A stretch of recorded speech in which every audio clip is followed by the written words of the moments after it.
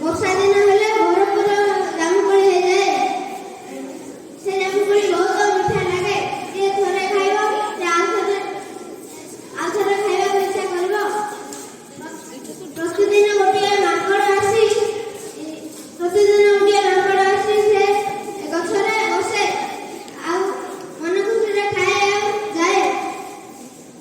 ଦିନେ ମାଙ୍କଡ଼ ଆସି ବସି ଖାଇଲା ବେଳେ ଭାବୁଛି ମୋର ତ କେହି ସାଙ୍ଗ ନାହାନ୍ତି।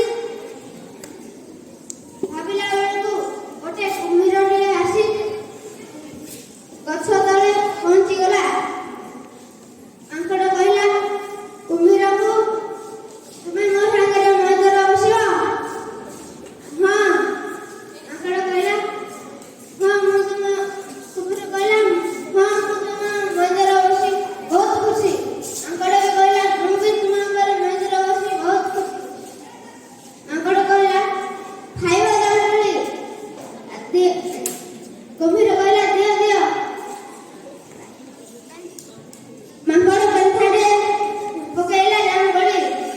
କୁମ୍ଭୀର କହିଲା ଭାରି ମିଠା ଲାଗୁଛି ତ, ଆଉ 2 ପେନ୍ଥା ଦଉନ ଖାଇବା। ମାଙ୍କଡ଼ ଦେଲା। କୁମ୍ଭୀର କହିଲା ତମ ମୈତ୍ରାଣୀ ପାଇଁ 2 ପେନ୍ଥା ମୁଁ ନେଇଦେବି, ଦିଅ। ମାଙ୍କଡ଼ ଦେଲା। ତାପରେ କୁମ୍ଭୀର ତା ସ୍ତ୍ରୀ ପାଖରେ ଯାଇ ପହଞ୍ଚିଗଲା ଆଉ ଜାମୁକୋଳି ଦେଲା ଖାଇବାକୁ। ତା ସ୍ତ୍ରୀ କହିଲା ଜାମୁକୋଳି ତ ବହୁତ ମିଠା ଲାଗେ।